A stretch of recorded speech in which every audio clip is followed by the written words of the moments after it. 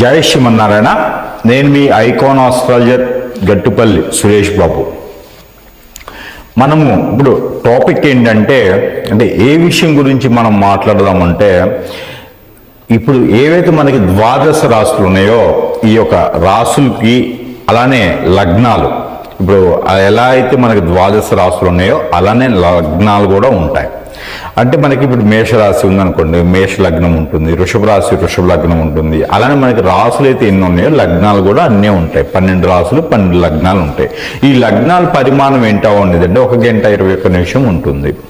ఈ 1 గంట 21 నిమిషం ప్రతిరోజు ఉదయం బ్రాహ్మీ ముహూర్తం నుంచి మనకి సాయంత్రం వరకు నైట్ వరకు కూడా మళ్ళీ ఈ ఒక లగ్నాల పరిమాణం, ఒక లగ్నం అయిపోగానే ఇంకొక లగ్నం ఇంకొక లగ్నం ఇంకొక లగ్నం, అలాగే మనకి ప్రతిరోజు కూడా ఈ 1 గంట 21 నిమిషానికి లగ్నం మారుతూ ఉంటుందన్నమాట.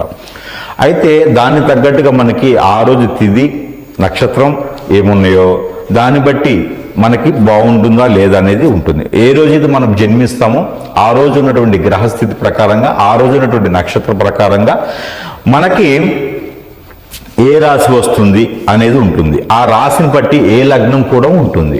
ఆ లగ్నాన్ని బట్టి ఏ గోచారం అంటారు. మనం పుట్టినటువంటి తేదీ నక్షత్రం బట్టేసి ఆ రోజు మనకి ఏ నక్షత్రం ఉందో దాన్ని గోచారం అని కింద భావిస్తారు. ఈ గోచారంలో గనక 12 స్థానాలు, 12 గడులు ఉంటాయి. 12 స్థానాలు అంటారు. ఆ 12 స్థానాల్లో 9 గ్రహాలు ఉంటాయి. ఛాయాగ్రహాలు పోల్చుకుంటే ఛాయాగ్రహాలు పక్కన పెడితే 9 గ్రహాలు మనం భాగిస్తాం.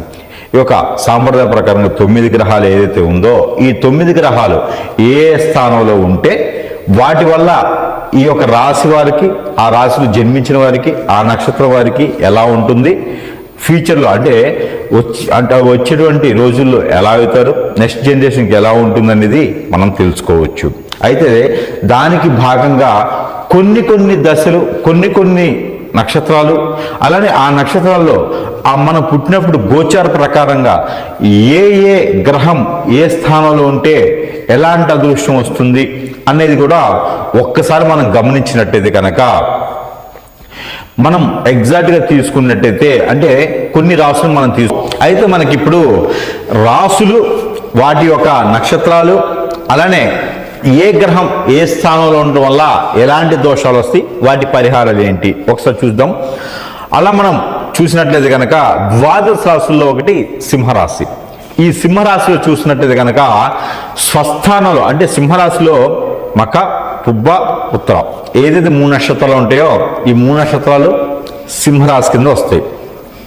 ఈ సింహరాశిలో పుట్టినటువంటి వాళ్ళు ఎవరైతే ఉన్నారో వీళ్ళకి కనుక 4వ స్థానంలో గురువు, అలానే 8వ స్థానంలో శని, అలానే 10వ స్థానంలో శని, అలానే 12వ స్థానంలో శుక్రుడు. ఇలా ఉన్న గ్రహస్థితిని ఎలా ఉంటుందని చూద్దాం.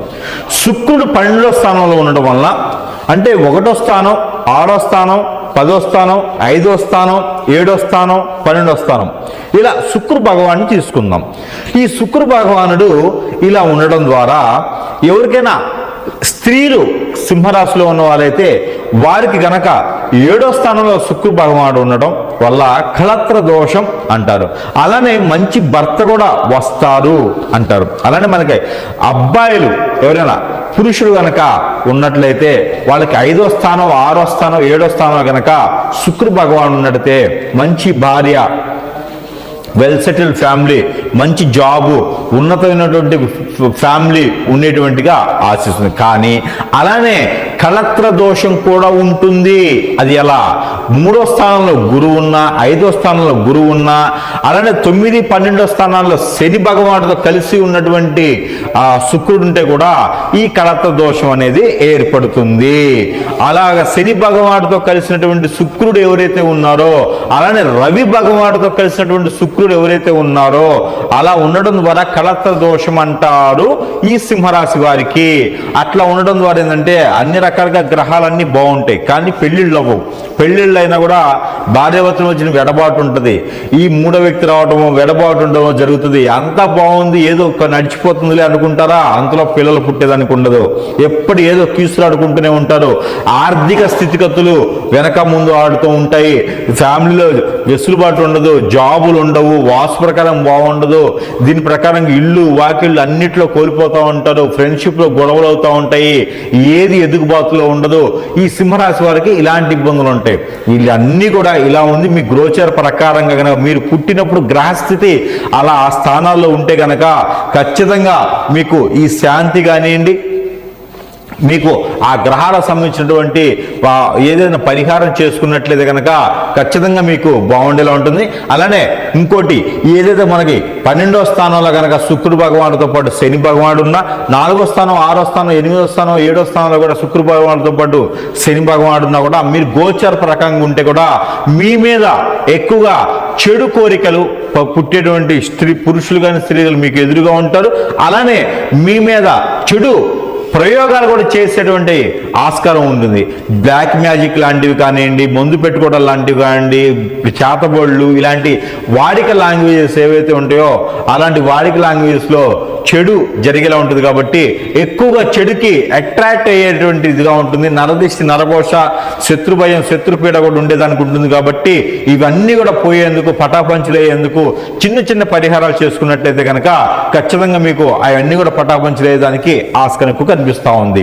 అయితే మీకు ప్రతిసారి కూడా కుదరకపోతే మీరు అట్లీస్ట్ నెలలో ఒక్కసారైనా సరే మనం చెప్పేటువంటి పరిహారాలు చేసినట్టయితే కనుక మీకు గోచార ప్రకారంగా ఉన్నటువంటి గ్రహరీత్యా దోషాలు ఏమైనా ఉంటే కూడా అవన్నీ కూడా తొలగిపోయేసి వెసులుబాటు కనిపించేసి ఆ కార్యాచరణ ఉండేలాగా మీరు మంచి చేసుకునే దానికి ఉండేటువంటి వ్యాపారంలో కావచ్చు, జాబులో కావచ్చు, పెళ్లిళ్ళ విషయంలో కావచ్చు, ఆస్తిపరంగా కావచ్చు, ఉమ్మడి కుటుంబంలో కావచ్చు, అన్ని రకాల బాగుండేందుకు మీరు ఏదైతే ఉంటుందో ఆ ఒక గ్రహరీత్యా కూడా అన్ని చూసుకొని ఈ చిన్నపాటి పరిహారాలు చేసుకున్నట్టయితే కనుక ఖచ్చితంగా మీ అందరు కలిసిపాటు వచ్చేలాగా ఉంటుంది. కాబట్టి ఆమార ప్రయోగాలు ఏంటంటే పంచలోకాలని ఉంటాయి. ఇనుము, రాగి, ఇత్తడి, అలానే బంగారం, సిల్వర్ అంటే వెండి, ఏదైతే పంచలోకాలు ఉన్నాయో ఈ పంచలోకాలతో చేసినటువంటి ఉంగరం కానీ ధరించాలి. ఏనుగు వెంట్రుక కానీ, గుర్రము వెంట్రుక కానీ, లేకపోతే కనుక ఈ వెంట్రుకలు ఉన్నటువంటి రింగును కనుక మీరు ధరించినట్లయితే, కడియం రూపంలో వేసుకున్నట్టయితే మీకు గ్రహరీత్యా ఉన్నటువంటి దోషాలు తొలగిపోతాయి.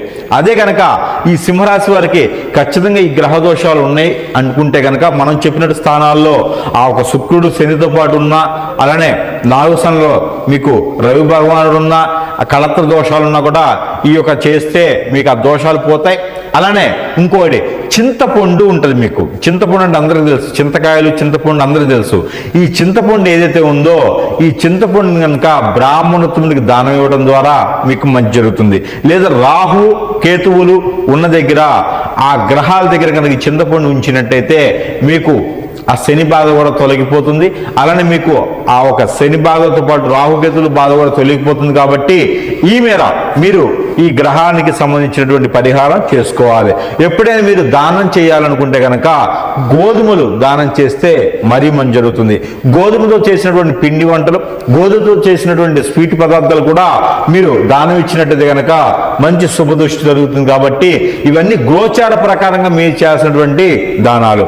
ముఖ్యంగా మీరు చేయాల్సినటువంటి హోమం, చండీ హోమం ఒకటి చేసుకుంటే మీకు బాగుంటుంది. మీరు లైఫ్ లాంగ్ ఉండేటువంటి నెంబర్, మీకు ఏదైతే లక్కీ నెంబర్ ఉందో ఆ లక్కీ నెంబర్ మీకు లైఫ్ లాంగ్ ఉండేదానికి 1 అంటే 1, 5 మీకు లక్కీ నెంబర్స్ ఎప్పుడు కూడా ఉంటాయి. 1, 5, 9 ఈ 3 నెంబర్లు మీకు లక్కీ నెంబర్గా ఉంటుంది. కాబట్టి లాంగ్ టైం కూడా మీరు ఏదైనా తీసుకున్నా, మీరు ఎక్కడైనా పెట్టుకోవాలనుకున్నా, ఏదైనా చేయాలనుకున్నా కూడా ఈ 159 అనే దానికి మీరు ఫోన్ నెంబర్ కూడా 159 అనే దానికి తీసుకునేదానికి ఉంటే మీకు ఇది లక్కీ నెంబర్గా ఉంటుంది, లాంగ్ టైం ఉంటుంది. మీకు ఇంకా పర్సనల్గా లక్కీ నెంబర్స్ కానీ పర్సనల్గా ఏమైనా కావాలంటే మీకు సమీప దూరంలో గురువు గారి దగ్గరికి వెళ్తే వారు మీకు చెప్పడం జరుగుతూ ఉంది.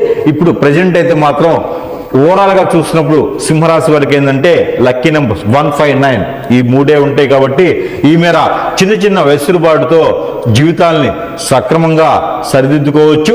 ఈ చిన్న చిన్న ప్రయత్నాలు కూడా చేయండి. చిన్న చిన్న పరిహారాలు చేసుకుని అదృష్టవంతులు అవ్వండి. జై శ్రీమన్నారాయణ.